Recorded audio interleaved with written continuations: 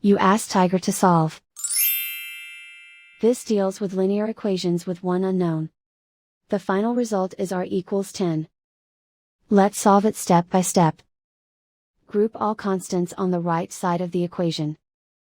Subtract 5 from both sides. Simplify the arithmetic.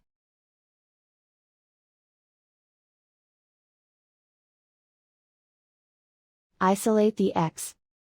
Multiply both sides by 10. Group like terms. Multiply the coefficients.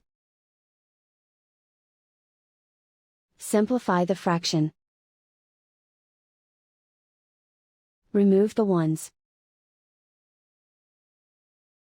And so the final result is r equals 10.